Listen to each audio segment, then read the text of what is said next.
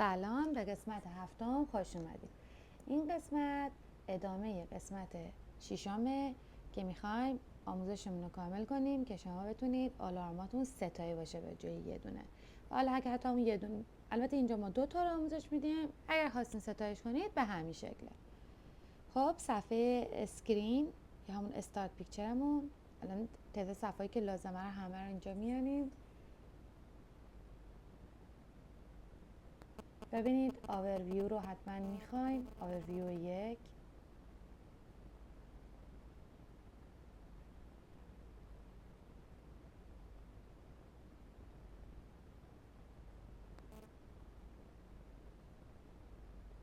خب آورویو 1 رو که میبینید خودش از 2 قسمت تشکیل شده، اریا باتم و آلارم آنلاین.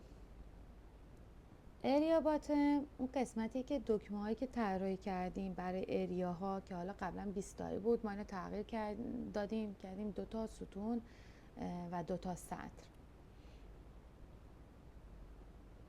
ببینید اینجا سایز کلیش چقدره، یعنی ارتفاعش رو به دست آوردیم که شامل اریا باتن بود و به علاوه اون آلارم آنلاینه بود. این 2 تا صفحه هم باز میکنیم.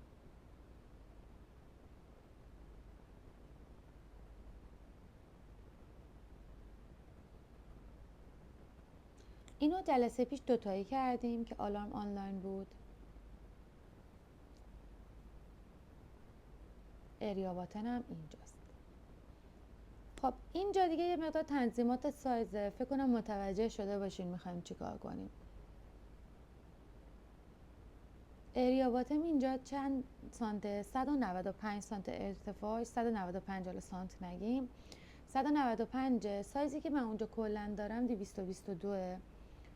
من میخوام یه مقدار اون آلارم هام رو که اینا هر کدومش خودش 35، وقتی که 2 تا بشه میشه 70 تا، ولی جایی که براش توی اون استارت پیکچر انتخاب کرده بودن چقدر بود؟ یه مقدار 27 تا بود. اگرم دقت کرده باشین وقتی اولی رو آنلاین میکنیم این مقدار حتی کامل هم یه دونه آلارم کامل نشون داده نمیشه. من همه آیتما رو با هم میگیرم، ارتفاعشون رو تغییر میدم که الان 54 ارتفاع کل اینا، ارتفاعشون رو کردم 40. بعد میام این باتم ها رو به هم دیگه نزدیک میکنم، سطر پایین رو میام به سطر بالا نزدیک میکنم و بعد سایز کل این قسمت اریا باتم رو کوچیک‌تر میکنم. خب اینجا که این کار کردیم تو آورویو هم باید سایزش رو حتما کمتر کنیم. این نکته خیلی مهمیه. آلارما هم که تصمیم گرفته بودیم 2 تا 35 تا باشه که بشه 70 تا. آلارم ویو رو کوچیک‌تر کردم، ببخشید اریا باتم رو کوچیک‌تر کردم، انتقالش میدیم به پایین و اون آلارم آنلاین رو هم تغییر میدیم. کار خاصی نداشت، فقط یه مقدار تغییرات در سایز صفحه ها بود. هیچ نکته خاصه غیر از این نداشت که شما باید این صفحه ها رو باز می‌کردین. تو استپ 7 ما این صفحه ها رو خودمون میسازیم، توی DCS آماده است، پس اگه لازم باشه تغییراتی بدیم تغییرات رو به این شکل اعمال میکنیم.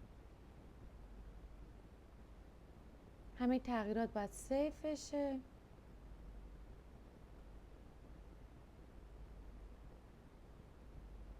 الان آنلاین میشیم.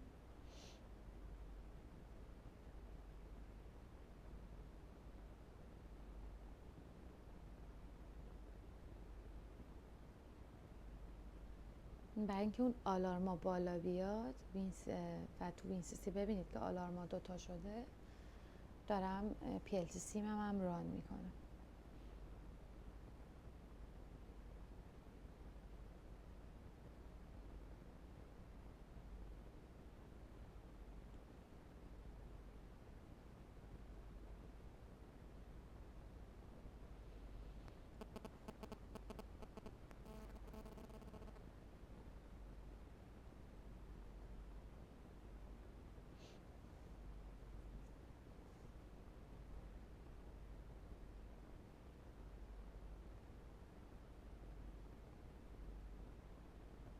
این تغییرات درباره همه صفحات از پیش آماده شده در PCS7 امکان پذیره بنا به نیاز شما.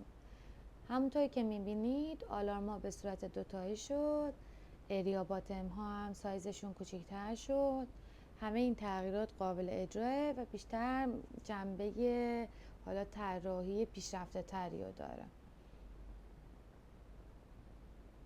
موتور پروتکشن هم که قبلا توضیح دادیم چرا اتفاق افتاده، به خاطر که ردی وجود نداره و هر وقت ردی برق نباشه این قسمت به چه صورت در میاد؟ گفتیم به صورت قرمز در میاد و میتونه کار خوبی باشه زمانی که میخواین حالا اپراتور متوجه بشه که ردی وصل نیست.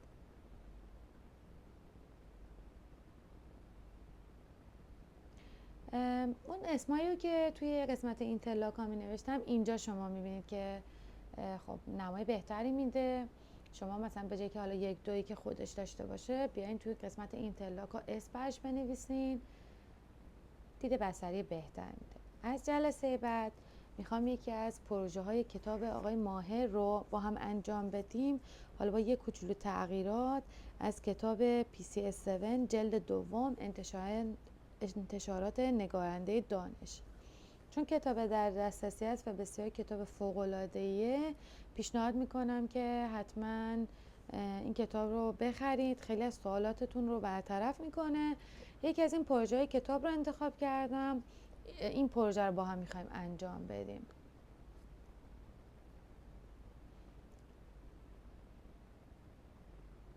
ببینید این قسمت، ببینید من بهتون گفتم که من تیک آیکون کریت اینترلاک رو برداشتم و فقط OCMش موند. بلاکی براش ساخته نمیشه، اما اون قابلیت هایی که نیاز بیاد سمت وینسیسی براش ایجاد شده.